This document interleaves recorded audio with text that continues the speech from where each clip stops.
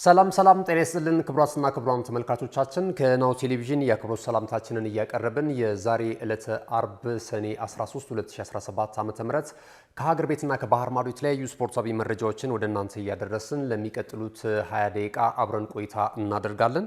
መረጃዎቹን ወደ እናንተ በማድረስ ገዛኸኝ ዱላ ከካሜራ ባለሙያችን እንደዚሁ ፍቃዱ ለትንሳኤ ጋር በጋራ ነው ቆይታ የምናደርገው። የሀገር ቤት ስፖርታዊ መረጃዎችን ቀዳሚ እናድርግ።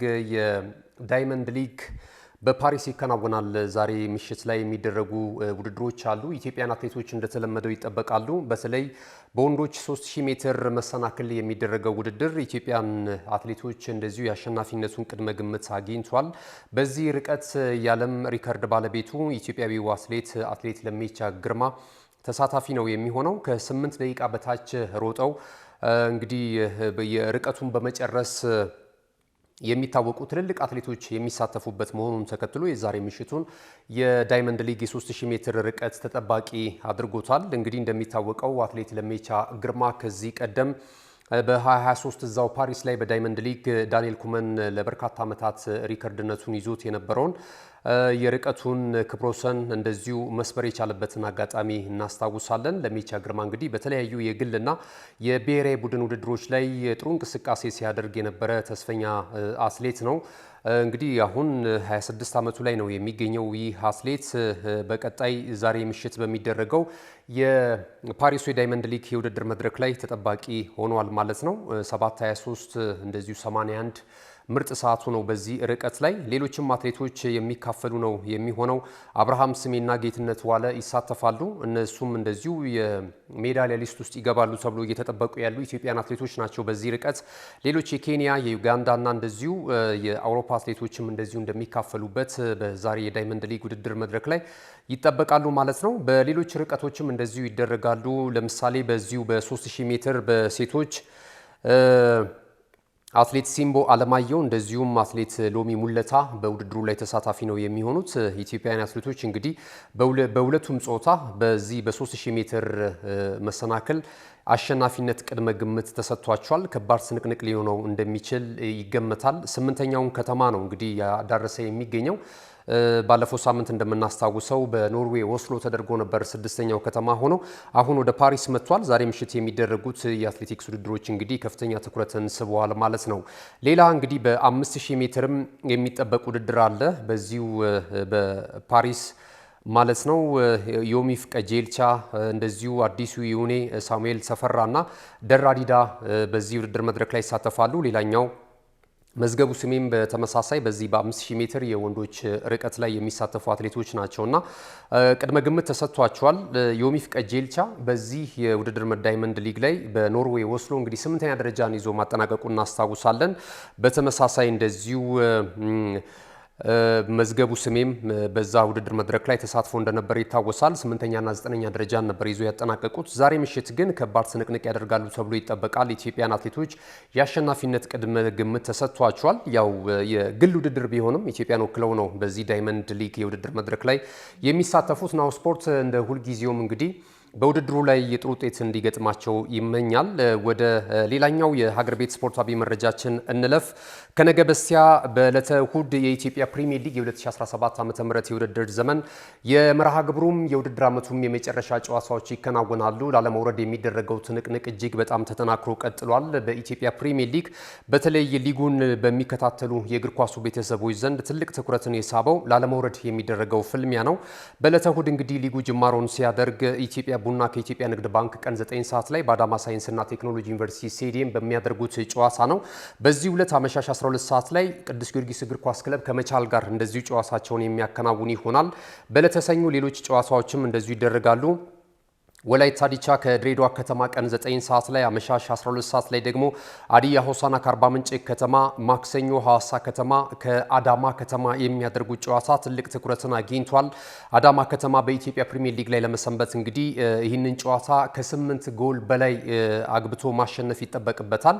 አዲስ ነገር ካልተፈጠረ በስተቀር በተለይ ከዲሲፕሊን ጋር ተያይዞ ሌሎች ክለቦች ላይ የሚደረግ ቅጣት ሰንጠረዡን ካልቀየረው በስተቀር አዳማ ከተማ በጣም ቀይ መብራት በርቶበታል። ራዳር ውስጥ ነው የሚገኘው ከኢትዮጵያ ፕሪሚየር ሊግ ለመውረድ ማለት ነው።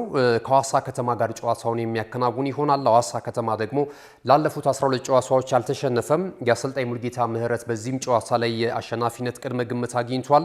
ሌላኛው ተጠባቂው ጨዋታ በፋሲል ከተማና በሲዳማ ቡና መካከል አመሻሽ 12 ሰዓት ላይ ይደረጋል። ፋሲል ከተማ ባሳለፍነው ሳምንት እንግዲህ አንድ አቻ በሆነ ውጤት ጨዋታውን ማጠናቀቁን ተከትሎ አሁን ከወራጅ ቀጠናው አፋፍ የተላቀቀበትን ውጤት ነው ደረጃ ሰንጠረዡ ላይ እየተመለከትን የምንገኘው። 42 ነጥቦች አሉት። በእርግጥ ሁለት የግብ ዕዳ አለበት። 13ኛ ደረጃ ላይ ነው የሚገኘው። የሌሎቹን ቡድኖች ውጤት ጠብቆ በጨዋታው ላይ ተጨማሪ ነጥብ ባያገኝም ምናልባት በኢትዮጵያ ፕሪሚየር ሊግ የ2018 የውድድር ዘመን ላይ ከምናያቸው ክለቦች መካከል አንደኛው ሆኗል። በጣም ያሳዝናል። ፋሲል ከተማ እንግዲህ እንደሚታወቀው በኢትዮጵያ ፕሪሚየር ሊግ ላይ በጣም የከበረ ስም ካላቸው የፕሪሚየር ሊጉ ክለቦች መካከል አንደኛው ነው። ላለመውረድ እንግዲህ ትግል ሲያደርግ ደግሞ በጣም አስደናቂ ነው። አስቀድሞ ሊጉ ጅማሮን ከማድረጉ በፊት ለሊጉ የዋንጫ ክብር ሲታጩ ከነበሩ ክለቦች መካከል አንደኛው ፋሲል ከተማ እግር ኳስ ክለብ ነው ማለት ይቻላል። ነገር ግን እንግዲህ ሳይጠበቅ አሁን ላለመውረድ የሚታገልበትን የውድድር ዓመት ነው እያሳለፈ የሚገኘው። አምና 6ኛ ደረጃን ይዞ አጠናቆ ነበር። ዘንድሮ እንግዲህ በአሰልጣኙ ውበቱ አባተ ስር የከፋውን የውድድር ዓመት እያሳለፈ እንደሚገኝ እየተመለከት እንገኛለን። የክለቡ ደጋፊዎችም በአሰልጣኙ ውበቱ አባተ ላይ ተቃውሞ ሲያሰሙ በአንዳንድ ጨዋታዎች ላይ ሰምተናል። ነገር ግን ቡድኑን ተረባርበን ካዳን ነው በኋላ በአዲሱ የውድድር ዓመት ቡድኑን አጠናክረን ለተሻለ ጉዞ እንሄዳለን የሚል ሀሳብ ሲገልጽ ነበረ። አሰልጣኙ እንግዲህ ለ3 ዓመት የውል ኮንትራት እንዳላቸው ይታወቃል። ሁለቱ የውድድር ዓመታት በዚህኛው ዓመት የሚጠናቀቅ ይሆናል። አንድ ተጨማሪ የውድድር ዓመት ይቀራቸዋል። ይህንን ያስቀጥላሉ አያስቀጥሉም የሚለው ነገር እንግዲህ ይጠበቃል ማለት ነው። በዕለተ ረቡዕ የሚደረጉትን ጨዋታዎች በዕለተ ረቡዕ ከሚደረጉ ጨዋታዎች መካከል ባህር ዳር ከተማ ከወልዋሎ ዓዲግራት ዩኒቨርሲቲ ጋር ጨዋታውን ያደርጋል። የጣና ሞገዶቹ እንግዲህ አሁን ላይ 3ኛ ደረጃ ላይ ነው የሚገኙት በ51 ነጥቦች ማለት ነው። ሜዳሊስት ለመሆኑ ወይም 3ኛ ደረጃን ይዞ ለማጠናቀቅ ይህን ጨዋታ ማሸነፍ ይጠበቅባቸዋል። ምክንያቱም ባህር ዳር ከተማ ሽንፈት አስተናግዶ ሐዋሳ ከተማ የሚያሸንፍ ከሆነ የ3ኝነት ደረጃን ማዕረግ የሚነጥቀው ነው የሚሆነው። ያንን እንግዲህ እንዳይሆንባቸው የጣና ሞገዶቹ ከባድ ፍልም ያደርጋሉ ተብሎ ነው የሚጠበቀው። ወልዋሎ ዓዲግራት ዩኒቨርሲቲ አስቀድሞ ከኢትዮጵያ ፕሪሚየር ሊግ ከተሰናበቱ ክለቦች መካከል አንደኛው መሆኑ ይታወቃል ማለት ነው። ሌላኛው በመቀሌና በኢትዮ ኤሌክትሪክ በዚህ ሁለት አመሻሽ 12 ሰዓት ላይ የሚደረገው የዓመቱ ታላቁ ጨዋታ ነው።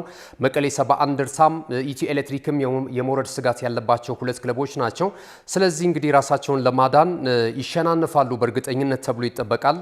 ጥሩ እንቅስቃሴ ከጨዋታው መጀመር 1 ደቂቃ አንስቶ እስከ ጨዋታው ፍጻሜ ድረስ ብዙ አወዛጋቢ ነገሮችን ሊያስተናግድ የሚችል ጨዋታ ነው እየተባለ ነው የሚገኘውና ለእንዲህ መሰል ጨዋታዎች ደግሞ ሊግሼር ካምፓኒው ዳኝነትን በተመለከተ በጣም ፍትሃዊ ጨዋታ ለእግር ኳስ ቤተሰቡ ለማስመልከት ጥሩ ዝግጅት ያደርጋል ተብሎ ይጠበቃል። ሌላኛው የውድድር ዓመቱ የመጨረሻ ጨዋታ የሚከናወነው በሱል ሽረና በሻምፒዮናው ክለብ ኢትዮጵያ መድን መካከል የሚደረግ ጨዋታ ነው። ይሄ ሐሙስ በብቸኝነት የሚደረግ ጨዋታ ነው። እንግዲህ ከሐሙስ በኋላ የኢትዮጵያ ፕሪሚየር ሊግን በአዲሱ የውድድር ዘመን በ2018 ዓ.ም ነው የምናገኘው ማለት ነውና እንግዲህ ብዙ ሩመሮች በዚህ በኢትዮጵያ ፕሪሚየር ሊግ ላይ በተለይ በመጨረሻው መርሃ ግብር ጨዋታ ላይ ብዙ ስጋታቸውን እየገለጹ ያሉ የስፖርት ቤተሰቦች አሉ። ከስፖርታዊ ጨዋነት ጋር በተያያዘ ፍትሃዊ በሆነ መልኩ ጨዋታቸውን እንዲያደርጉ የእግር ኳስ ቤተሰቡ ጥሪ እያቀረበ ነው የሚገኘው እና እነሱ ደግሞ ባለሙያ ናቸው። አብዛኞቹ ሜዳ ላይ ገብተው የሚተውኑት ተጫዋቾች ናቸው። አሰልጣኙ አለ፣ በእርግጥ የክለብ አመራሮችም አሉና ውጤት ለማስቀየር በሚደረገው እንቅስቃሴ ላይ የበለጠ ግን ተጫዋቾቹና አሰልጣኙ ሙያቸውን ማክበር አለባቸው። የእግር ኳሱን ቤተሰብ ማክበር መቻል አለባቸው። እንደገና ደግሞ ለሚከፍላቸው ማህበረሰብና ለማሊያቸውም ታማኝ መሆን መቻል ያለባቸው ይመስለናል እንደ ናሁ ስፖርት። ስለዚህ ሁሉም በፍትሃዊነትና በራሱ ባስመዘገበው ውጤት ብቻ ነው ከሊጉ መትረፍም ይሁን መውረድም የሚገባው ብለን እናምናለንና ይህንን ለማስፈጸም እንግዲህ ሊግሼር ካምፓኒው የኢትዮጵያ እግር ኳስ ፌዴሬሽን እና ዳኞች ማህበርም ይሁኑ ይህንን እንግዲህ በትክክል ያስፈጽማሉ ብለን እናስባለን። እንግዲህ ከጨዋታው መጠናቀቅ በኋላና የውድድር ዓመቱ ከተፈጸመ በኋላ ደግሞ የሚወሰኑ ትልልቅ ውሳኔዎች ይኖራሉ ተብሎ ነው እየተጠበቀ የሚገኘው ማለት ነው። የሀገር ቤት ስፖርታዊ መረጃዎቻችንን እዚህ ላይ ገታ እናደርጋለን። ካፍታ ቆይታ በኋላ ስንመለስ በቀጥታ ወደ ባህር ማዶ እናመራለን። በባህር ማዶ አሁን ረፋዱን የወጡ ትላንት ምሽትም የነበሩትን በተለይ ዝውውርን መሰረት ያደረጉ መረጃዎችንም ወደ እናንተ እያደረስን ቆይታ የምናደርግ ይሆናል። አሁንም ከኛ ጋር ሁኑ። ካሽጎ በየትኛውም ዓለም ሆነው በማንኛውም ሰዓት ለወገኑ የሚደርሱበት ፈጣን የገንዘብ መላኪያ ተከፈተሎ።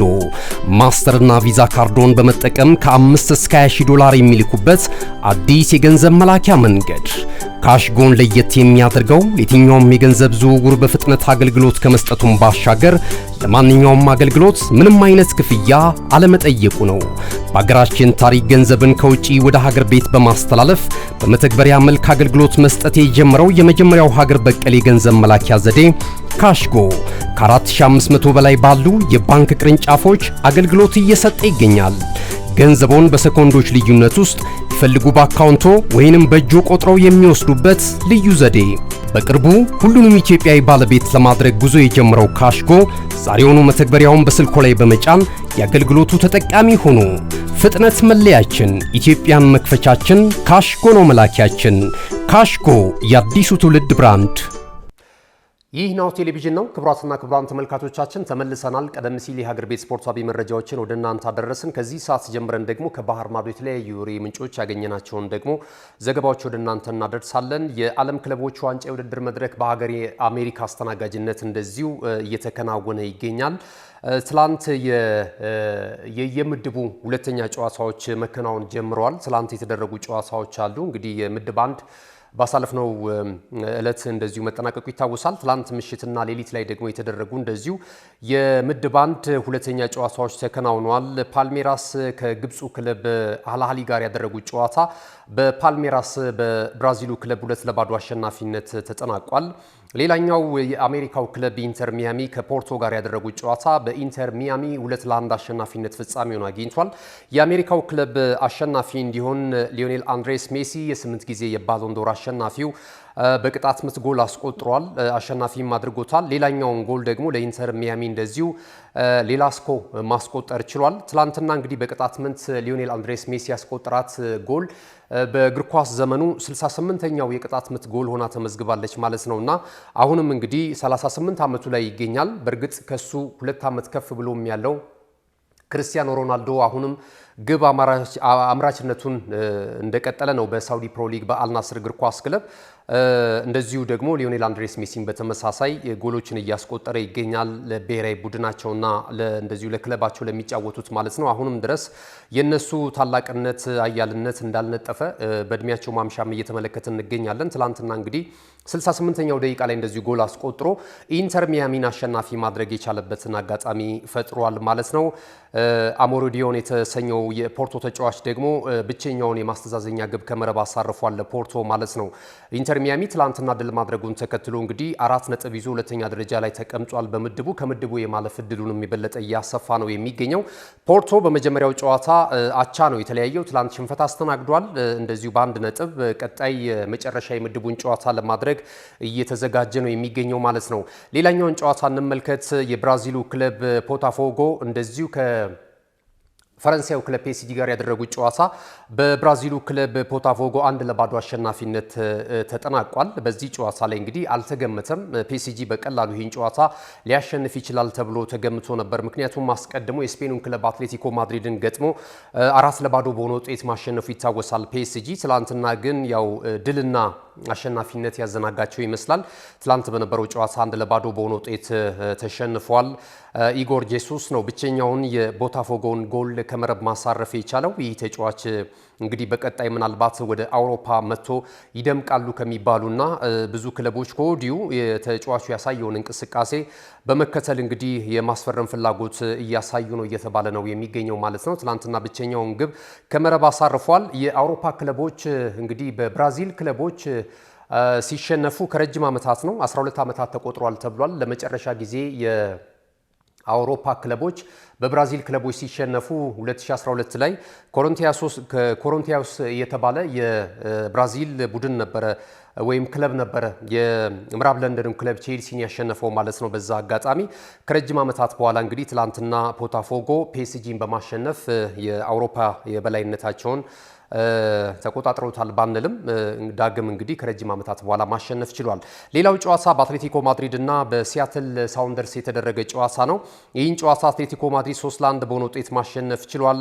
ባብሎ ባሪዮስ 2 ግቦችን ከመረብ ሲያሳርፍ እንደዚሁ አክሰል ዊስል ደግሞ እንደዚሁ ሌላኛዋን ተጨማሪ ጎል አትሌቲኮ ማድሪድ ማስቆጠር ችሏል። አትሌቲኮ ማድሪድ የመጀመሪያውን ጨዋታ 4-0 በሆነ ውጤት ተሸንፎ ነበረ። በውድድር መድረኩ የመጀመሪያውን ሙሉ 3 ነጥብ ያገኘበት ጨዋታ ነው ማለት ይቻላል። ሌላው ዛሬ የሚደረጉ ጨዋታዎች አሉ። ዛሬ የሚደረጉትን ጨዋታዎች ስንመለከት የፖርቹጋሉ ክለብ ቤኒፊካ ከኒውዚላንዱ ክለብ ኦክላንዶ ሲቲ ጋር የሚያደርጉት ጨዋታ ምሽት 1 ሰዓት ላይ ይደረጋል። እንደዚሁ ሌላኛው የብራዚሉ ክለብ ፍላሚንጎ ከእንግሊዙ ክለብ ቼልሲ ጋር የሚያደርጉትም ጨዋታ ይጠበቃል። አስቀድሞ ቼልሲ 2-0 በሆነ ውጤት በዚህ የውድድር መድረክ ላይ የመጀመሪያውን ጨዋታ ማስመዝገቡ የሚታወስ ነው። ሌላኛው እኩለ ሌሊት በኋላ የሚደረገው ጨዋታ በኤልኤፍሲ እና በኢኤስ ቱኒዝ መካከል የሚደረገው ጨዋታ ነው። ኢኤስ ቱኒዝ የመጀመሪያውን ጨዋታ ሽንፈት አስተናግዷል። አሁን በዚህ ጨዋታ ላይ ወደ አሸናፊነት መምጣት ይጠበቅባታል። ሌላኛው ደግሞ ኤልኤፍሲም እንደዚሁ ተሸንፎ ነው የሚመጣው። ሁለቱ ቡድኖች የመጀመሪያ ነጥባቸውን ለማስመዝገብ ወደ ሜዳ ይገባሉ ተብሎ ይጠበቃል። ባየርን ሙኒክ እንደዚሁ ከቦካ ጁኒየርስ ጋር ሌሊት 10 ሰዓት ላይ ጨዋታቸውን ያደርጋሉ። ቦካ ጁኒየርስ እንደሚታወቀው ባየር ሙኒክ 10-0 በሆነ ውጤት እንግዲህ ከዚህ ቀደም ኦክላንዶ ሲቲን አሸንፎ ነው የመጣው።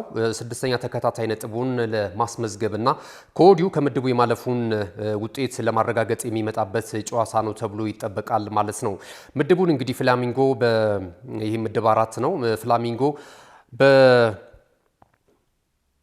3 ነጥብ ይመራል። ቼልሲ 3 ነጥብ አለው። ኤልኤፍሲ ደግሞ እንደዚሁ በ0 ነጥብ፣ ኢኤስ ቱኒዝም እንደዚሁ በ0 ነጥብ በተመሳሳይ 3ኛና 4ኛ ደረጃ ላይ ተቀምጧል ማለት ነው።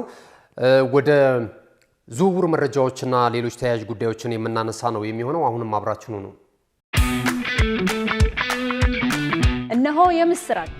የ10 አየር መንገድ የበረራ ትኬት ለውድ ደንበኞቹ በተቀላጠፈና አስተማማኝ በሆነ መንገድ እያቀረበ ያለው በዚህም በደንበኞቹ የተመሰገነው ጉዞጎ አሁን ደግሞ ተደራሽነቱን በማስፋት ተጨማሪ ባንኮችን በማካተት ለውድ ደንበኞቹ የበለጠ አስተማማኝ ለመሆን ችሏል። የጉዞጎን አፕሊኬሽን ከአፕ ስቶር ወይም ከፕላይ ስቶር በማውረድ የመነሻና የመድረሻ ከተማዎትን መርጠው ዋጋ አወዳድረው የሀገር ውስጥም ሆነ ዓለም አቀፍ በረራ ማድረግ ካሰቡ የበረራ ትኬቶን ክፍያ በአቅራቢያው በሚገኙ ባንኮች አንድም በአካል በመሄድ ወይም በኦንላይን የክፍያ አማራጮች ክፍያዎትን በመፈጸም የበረራ ትኬቶን በእጅ ያስገቡ። ከዚህም በተጨማሪ እንደ ሁል ጊዜው ወደ ጉዞጎ የጥሪ ማዕከላችን 7473 በመደወል ከሙሉ የበረራ መረጃ ጋር የ24 ሰዓት የትኬት አገልግሎት ማግኘት እንደሚችሉ ስናበስሮ በታላቅ ደስታ ነው። ለበረራዎ ጉዞጎ።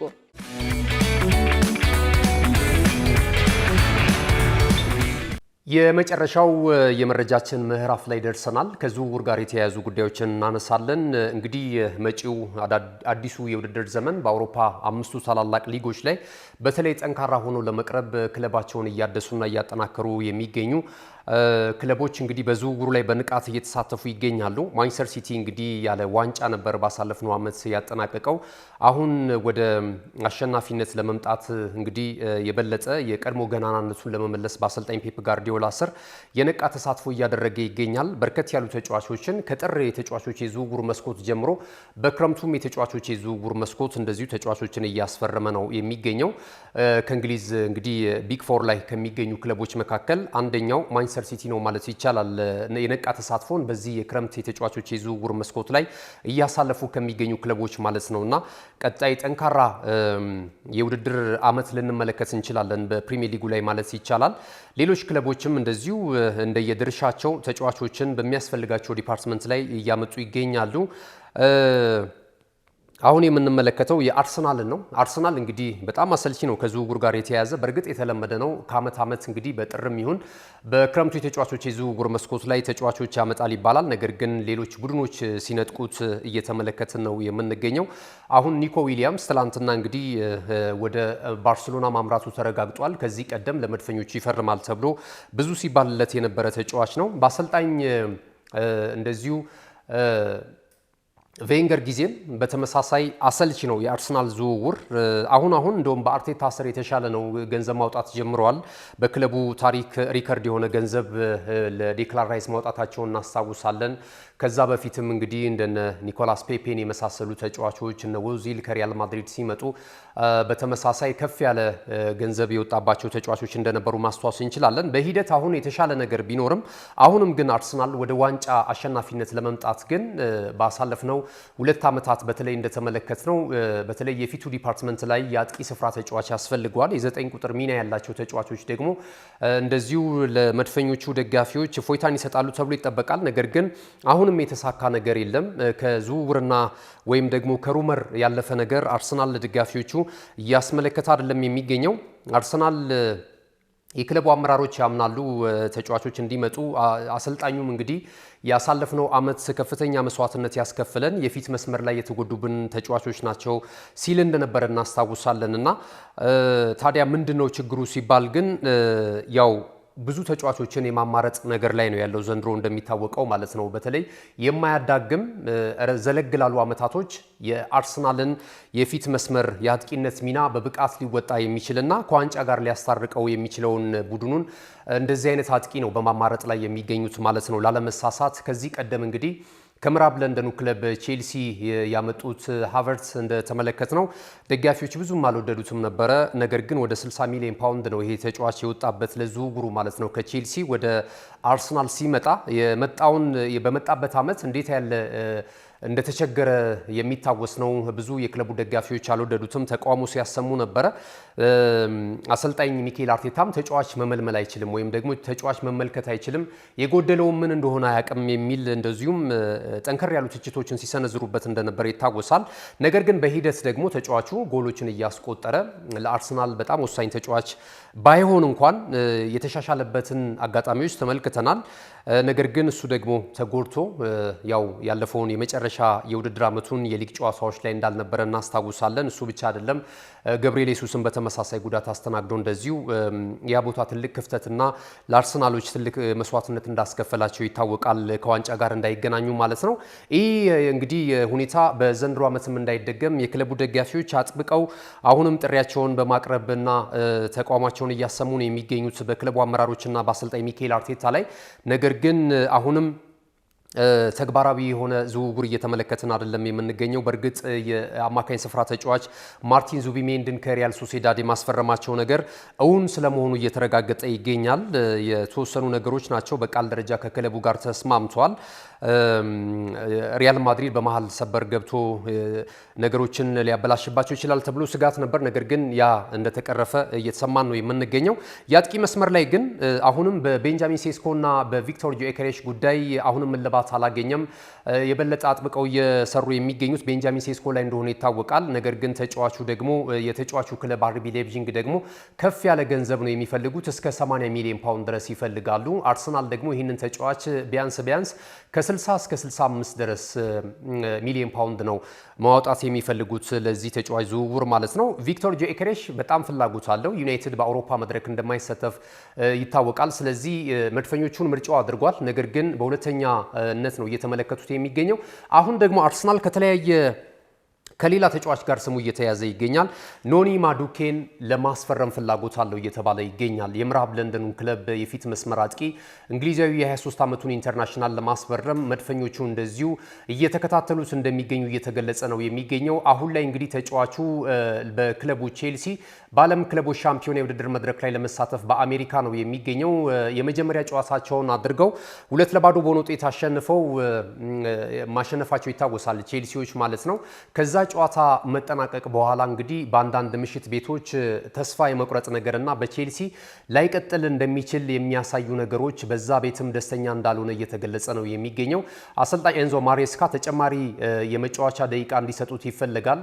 ተጫዋቹ ሙሉ ሰዓት የፊት አውራሪ ሆኖ በዚህ የፊት መስመር ላይ መታየት ይፈልጋል፣ ተለቅ ባሉ ክለቦች ላይ ማለት ነውና አርሰናል መምጣት ይፈልጋል እየተባለ ነው የሚገኘው። እንግዲህ አርሰናሎችም ጉዳዩን በእርጋታ እያጤኑት እንደሆነ እየተገለጸ ነው የሚገኘው። ምናልባት የቤንጃሚን ሴስኮና የቪክቶር ጆኬሬሽ ጉዳይ የማይሳካ ከሆነ ኖኒ ማዱኬ ቀጣይ ማረፊያው የእንግሊዙ ክለብ ሌላኛው የለንደን ክለብ አርሰናል ሊሆን እንደሚችል እየተገለጸ ነው የሚገኘው ማለት ነውና ባሳለፍነው ዓመት እንግዲህ በነበራቸው የፕሪሚየር ሊጉ ጨዋታዎች ላይ እንቅስቃሴ ሲያደርግ ነበር፣ ጎሎችን ሲያስቆጥር ነበረ፣ ጉዳትም የነበረበትን አጋጣሚዎች ማስተዋወስ ይቻላል። አሁን እንግዲህ ይሄ ይሳካል አይሳካም የሚለው ነገር በቀጣይ የምንመለከተው ነው የሚሆነው። ሌላ ወደ ሊቨርፑል ቤት ስናመራ እንግዲህ ፍሎሪያን ዊርትዝ ዛሬ አጠቃላይ ነገሮችን ይፈጽማል ተብሎ ይጠበቃል። በይፋ የሊቨርፑል ውዱ ተጫዋች ሆኖ ፊርማውን ያኖራል። ክለቡም ኦፊሻሊ ለእግር ኳሱ ቤተሰቦች እና ለሚዲያ አካላት ይፋ ያደርጋል ተብሎ እየተገለጸ ነው የሚገኘው ማለት ነው። ፍሎሪያን ዊርትዝ እስከ 127 ሚሊዮን ፓውንድ ወጥቶበት ከባየር ሊቨርኩሰን ወደ እንግሊዙ ክለብ ሊቨርፑል የመምጣቱ ነገር ስለመረጋገጡ ነው እየተገለጸ የሚገኘው። የሜዲካል ቴስቱን እየወሰደ ነው የሚገኘው። እንግዲህ በፕሮፌሽናሊዝም ያሉትን እንቅስቃሴዎች መረዳት እንችላለን። እኛ ሀገር ቢሆን ዝም ብሎ ተጫዋቹ ጤነኛም ይሁን ጤነኛም አይሁን ለፎርማሊቲ ካልሆነ በስተቀረ ያና ለሕክምና ምርመራ ተደርጎላቸው ይገባሉ ብለን አናስብም። እዛ የፕሮፌሽናሊዝም አካሄድ ላይ እንግዲህ እንድንመጣ ምኞታችን ነው። እንግዲህ ያሉትን ጉዳዮች ተመልከቱ። አክቲቭሊ ሲጫወት የነበረ ነው ለባየር ሊቨርኩሰን። ነገር ግን ክለቡ ይህንን ሁላ ገንዘብ ኢንቨስት ሲያደርግበት የጤንነት ሁኔታው ተጫዋቹ የሚገኝበትን ሁኔታ በደንብ አጢነው ነው ሳይንሳዊ በሆነ መልኩ እንግዲህ ተጫዋቹን የሚረከቡት ማለት ነው። እነዚህ ፕሮሰሶች እየሄዱ ነው። ዛሬ እልባት ያገኛሉ ተብሎ ነው እየተገለጸ የሚገኘው። ወደ ሊቨርፑል ቤት አንድ ተጫዋች ሲገባ ሌላ ተጫዋች ደግሞ የመውጣቱ ነገር እየሆነ ነው እየተመለከትን የምንገኘው። ኑኔዝ ወደ ኤስ ሚላን አሊያም ደግሞ ወደ ናፖሊ ሊያመራ ይችላል። እንደዚሁ ደግሞ ፍሬድሪኮ ቼዛም በተመሳሳይ ሊቨርፑልን ከሚለቁ ተጫዋቾች መካከል አንደኛው ነው። ኤስ ሚላን በደንብ አጥብቆ ይህን ተጫዋች እየፈለገው ይገኛል። ከዚህ ቀደም እንግዲህ በዩቬንቱስ ቤት እያለ ነው አሰልጣኝ አርነ ስሎት ብቸኛው ፈራሚያቸው አድርገው ባሳለፍነው የውድድር ዓመት ያስፈረሙት ማለት ይቻላል እና በዚህኛው የክረምቱ የተጫዋቾች የዝውውር መስኮት ላይ የሊቨርፑልን ክለብ ከሚለቁ ተጫዋቾች መካከል አንደኛው ፍሬድሪኮ ቼዛ እና እንደዚሁ ደግሞ ኑኔዝ ናቸው እየተባለ ይገኛል። በዛ ምትክ ደግሞ ሌላ ምናልባት በርካቶችን ሊያስደምም የሚችል ዝውውር በሊቨርፑል ቤት ሊፈጸምም ይችላል እየተባለ መረጃዎች እየወጡ ይገኛሉ። ይሄ የሚያስደምመው መረጃ ደግሞ አሌክሳንደር አይዛክ ነው እየተባለ ይገኛል። እስከ 100 እስከ 150 ሚሊዮን ፓውንድ ድረስ ክለቡ ኒውካስል ዩናይትድ ይፈልጋል ለተጫዋቹ ዝውውር እየተባለ እየተገለጸ ነው የሚገኘው። ከዚህ ጋር በተያያዘ ቀጣይ እንመለከታለን። የቪክቶር ጆኬሬሽ ጉዳይ ላይ ዛሬ ምናልባት አርሰናሎች ውሳኔ ሊሰጡ እንደሚችሉ እየተገለጸ ነው የሚገኘው። ቀኑ እየገፋባቸው ሌሎች ተጫራች ክለቦች ሳይመጡባቸው እንግዲህ ይህንን ፊርማ እውን ማድረግ ይፈልጋሉ ተብሏል። የቤንጃሚን ሲስኮ ጉዳይ የማይሳካ ከሆነ ዛሬ ቪክቶር ጆኬሬሽ ጉዳይ አንድ እልባት ያሳልፋሉ ተብሎ ነው እየተጠበቀ የሚገኘው። እንግዲህ ለሰዓቱ ያሉን ስፖርታዊ መረጃዎች ይህንን ይመስሉ ነበረ። ዛሬ ዕለተ አርብ ነው ሰኔ 13 2017 ዓ.ም ከናሁ ቴሌቪዥን ናሁ ስፖርት ዕለታዊው የመረጃ ሰዓታችን ይህንን ይመስል ነበረ። አዘጋጁ ገዛኸኝ ዱላ ነኝ። የካሜራ ባለሙያችን ፍቃዱ ወልደተንሳይ ነው። ተወዳጅ የናሁ ቴሌቪዥን ሌሎች ፕሮግራሞችን ለማግኘት በዲኤስቲቪ 481 ላይ ታገኛላችሁ። በሌላ ደግሞ በማህበራዊ ሚዲያ አማራጮች በመላው ዓለም እየደረስን እንገኛለን። በፌስቡክ፣ በቲክታክ እንዲሁም ደግሞ በዩቲዩብ ቻናላችን ከ375,000 እነሆ የምስራች የ10 አየር መንገድ የበረራ ትኬት ለውድ ደንበኞቹ በተቀላጠፈና አስተማማኝ በሆነ መንገድ እያቀረበ ያለው። በዚህም በደንበኞቹ የተመሰገነው ጉዞጎ አሁን ደግሞ ተደራሽነቱን በማስፋት ተጨማሪ ባንኮችን በማካተት ለውድ ደንበኞቹ የበለጠ አስተማማኝ ለመሆን ችሏል። የጉዞጎን አፕሊኬሽን ከአፕ ስቶር ወይም ከፕላይ ስቶር በማውረድ የመነሻና የመድረሻ ከተማዎትን መርጠው ዋጋ አወዳድረው የሀገር ውስጥም ሆነ ዓለም አቀፍ በረራ ማድረግ ካሰቡ የበረራ ትኬቶን ክፍያ በአቅራቢያው በሚገኙ ባንኮች አንድም በአካል በመሄድ ወይም በኦንላይን የክፍያ አማራጮች ክፍያዎትን በመፈጸም የበረራ ትኬቶን በእጅ ያስገቡ።